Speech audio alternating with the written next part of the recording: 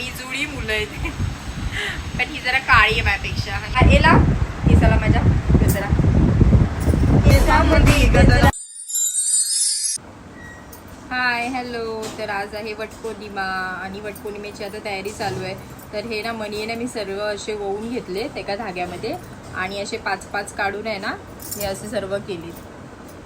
तर हे प्रत्येक एक पानामध्ये ना ठेवायला लागतं हा मणी. तर म्हणजे जे वडाचं आपण पान बनवतो ना असं, तर त्याच्यामध्ये आपले फळं असतात. तर ती फळं पहिली पूजा करतो आपण वडाची आणि त्याच्यानंतर मग आम्ही लोक प्रत्येक सवाष्णीला म्हणजे एक्सचेंज करतो. ते आम्हाला देणार आम्ही त्यांना देणार असं करतात. आणि त्याच्यानंतर मग नवऱ्याला द्यायचं, असं देवाला द्यायचं, असं करायचं ते. तर आणि त्याच्यासाठी मग हे सर्व तयारी चालू आहे. तर ह्या गाठी मारून घेते म्हणजे 5-5 आहे ना बनवून घेते मी ते पानामध्ये प्रत्येक ठेवायला. तर हे ना हे 7 ह्याचं पण बनवतात असं गळ्यात घालायला. आणि नवीन नवरीने तर पहिल्यांदा ते घालायचंच आणि त्याच्यानंतर मग आपली मर्जी आपण घालायचं कसं ते. तर मी हे 5 ह्याचंच घालते म्हणजे 5 ह्याचं एकच बनवते असं आणि मग ते गळ्यात घालते. 7 ह्याचं गळ्यात असं घालत नाही पूर्ण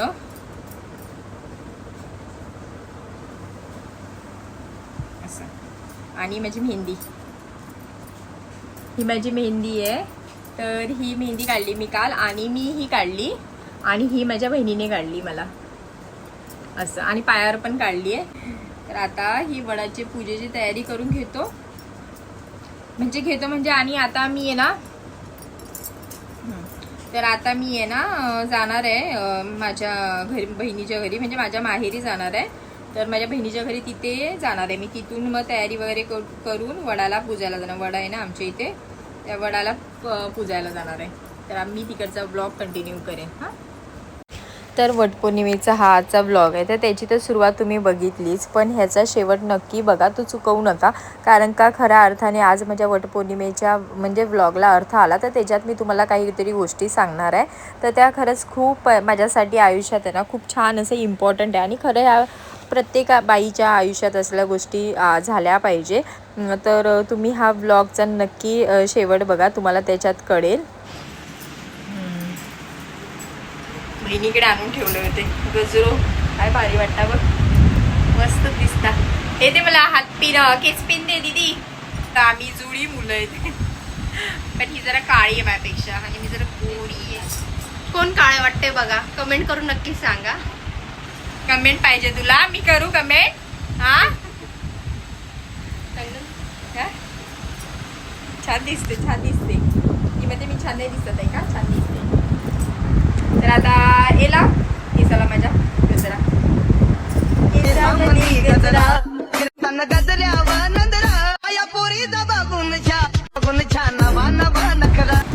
तर आता वटपौर्णिमेची तयारी झालेली आहे आणि इकडे ना मी सगळं सामान भरून ठेवलं आहे. आणि हे दीदीचं आहे, हे माझं आहे, आशूचं पण आणलंय. आशूचं आतमध्ये हे माझा गजरा काय होता हा असाच लावायचा. मी लावते, मला येतो माझा लावायला. आणि आता फॅन चालू आहेत, माझा आवाज पण पोचतो का माहित नाही, खडखड आवाज येत असेल. तर आता मी निघतो कारण का मुहूर्त पण काय बोलतात 2 वाजेपर्यंतचा आहे. 2 तर वाजून गेले आणि आशू म्हणते 5 वाजेपर्यंतच आहे.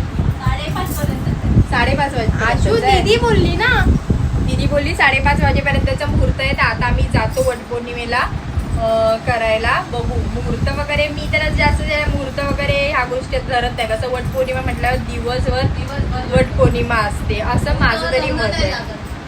हा ना, ती बोलते मुहूर्तावर लग्न नाही लागत. कधी कधी माणसाचं पुढे मागे मुहूर्त पण होतो. कोणाची तयारी झाली नसते, कोणाच्या विधी झालेल्या नसतात, आधी मुहूर्ताच्या आधी असतात. ते गणेश पूजा पूर्ण काय काय गोष्टी असतात, खूप काय असतं, तर त्या झालेल्या नसतात.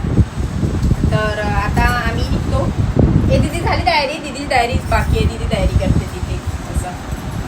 आणि चला आता असं मोठा ब्लॉग होतोय, तर मोठा नाही करायचंय आपल्याला. चिंटूला करायचं. चिंटू माझी मेहंदी कशी वाटते? ही ती बहिणीने काढली नाही, ही मी काढलेली. ही माझी साडी आज ग्रीन. खरं तर ही साडी मी घेतलेली ना ती आमच्या लक्ष्मीला नेसण्यासाठी घेतलेली. तर मी विचार केलेला आमची म्हणजे जेव्हा लक्ष्मीची यात्रा होती ह्या वर्षी कोल्हापूरमध्ये कोळिंद्रे गावात, तर मी ही साडी त्या दिवशी पहिल्या दिवशी नेसायला घेतलेली आणि मला हे घेऊनच नाही गेले गावाला. म्हणजे आम्ही गावाला गेलेलो पण हे मला लक्ष्मीच्या यात्रेला घेऊन नाही गेले. ते कारण आहे एक म्हणून. आणि मग त्याच्यामुळे मग ती राहिलीच. आणि मग तिसऱ्या दिवशी मी जेव्हा चौथ्या दिवशी मी ओटी भरायला गेली ना लक्ष्मीची, तेव्हा मी दुसरी साडी नेसलेली. मग ही साडी आज नेसली मी. असं अशी वाटते एकदम नरम साडी, मस्त वाटते, बसायला पण छान वाटते एकदम. म्हणजे चांगली अशी चापून चुकून बसते, नरम एकदम, अशी कडक नाही आहे, छान आहे. अशाच साड्या आवडतात मला. त्या अशा जाड एकदम जाड अशा जड अशा साड्या मला आवडत नाही. A few moments later. तिने पुढं नाक फुललंय.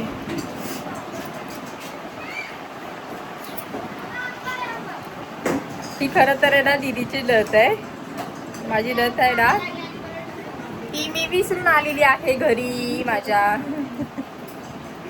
आणि आता जायला माझ्याकडे ताकद नव्हती म्हणून मी दीदीकडनं घेतली. दीदीची लत आहे ही.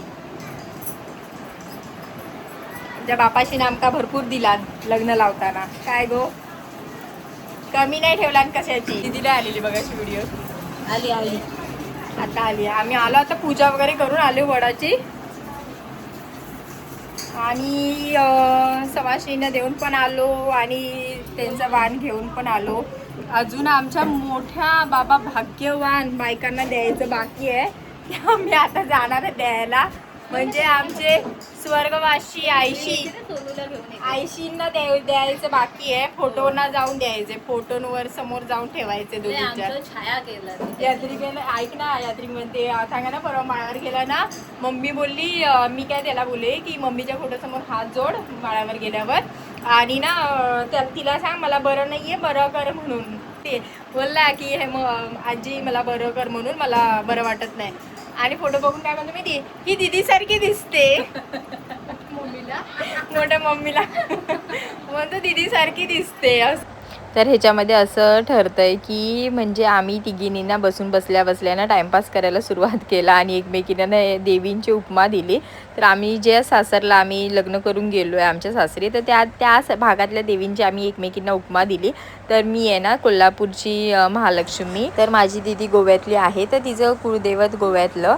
आणि माझी बारकी बहीण आहे ना ती राजापूरची, तर तिचं राजापूरचं म्हणजे देवीचं उपमा दिली. असं आम्ही तिघींना पण आमच्या गावच्या देवींची उपमा देत होतो. तर ही जी माझी बारकी बहीण आहे ती माहेरीच आहे, अजून तिचं लग्न नाही झालेलं, तर ती आमची माहेरची देवी असं आम्ही एकमेकींना बोलत होतो. आणि त्याच्यानंतर मग आम्ही ना एकमेकींना वाण द्यायला घेतलं, जे आज वडाच्या पानाचं आम्ही म्हणजे ते बनवलेलं आहे ना वाण, तर ते एकमेकींना हळदी कुंकू लावून ना वाण दिली. आणि त्याच्यानंतर आम्ही आमच्या घरी पण जाणार होतो. पण आजची मेन मोठी गंमत म्हणजे काय तुम्हाला सांगते या व्हिडिओत.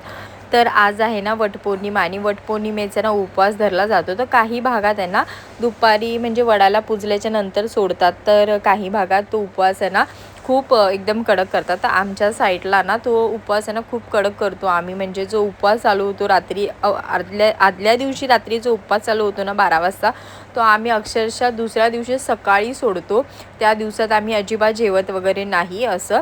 तर आताच्या डेटला आम्हाला एवढं जमत नाही, पण आम्ही उपवास तर सोडत नाही, पण उपवासाचं जे वरीचं किंवा राजगिरीचं असतं ना, तर किंवा खिचडी ते बनवून रात्रीला खातो. दिवसभर आम्ही अजिबात ते काय खात नाही, दिवसभर फळांवर राहतो. मग एकदम रात्री उशिराने ना काहीतरी उपवासाचं खातो, म्हणजे वरीचा भात किंवा राजगिरीची पुरी भाजी खिचडी असं काहीतरी खाऊन आहे ना मग आराम करतो. हॅलो, तिचा व्हिडिओ कॉल चालू आहे इथे आणि आम्हाला बघते ती तिकडे उभी राहून. आपण सुट्टी नाही काढायला जमली तिला, ते व्हिडिओ कॉलवर राहील. तर आजची खरी गंमत ही आहे, तर आपल्यावर प्रेम करणारे तर सगळेच असतात, पण आपल्यासाठी जीव देणारे खरेच खूप कमी असतात. तर आहे ना आज उपवास म्हणून माझ्या बहिणीने ना ह्या 2 मला वरीच्या म्हणजे राजगिऱ्याच्या पिठाच्या ना 2 भाकऱ्या दिल्या. आणि हे बटाटे ना भाजी करून ती देणार होती, पण तेवढ्या त्यांना म्हणजे खूप घाई झालेली, हे पण कामावरून आलेले आणि माझ्याकडे चावी होती. तर मग हे बाहेर कसे थांबणार म्हणून आहे ना तिने काय केले, भाकऱ्या तर पटापट बनवून दिल्यात, पण बटाटे ना जे बॉईल करून तिने ठेवलेले भाजीला आता फोडणीला घालायला, तर ते बटाटे ना तिने मला कच्चेच डब्यात भरून दिले. आता ते बटाटे मला फोडणीला घालायला सुद्धा वैताग आलेला, कारण खरंच खूप थकायला झालेलं. मग आहे ना ते बटाट्याला फोडणी ना माझ्या नवऱ्याने घातली आणि मला ती भाजी करून दिली. खरंच आजच्या वटपौर्णिमेला माझ्या खरंच देवाचा आशीर्वाद लागला म्हणून समजायचा. आणि माझी वटपौर्णिमा आजची खूप छान पद्धतीने पार पडली. श्री स्वामी समर्थ, हर हर महादेव. ह्या दोन देवांचा आशीर्वाद माझ्या पाठीशी आहे.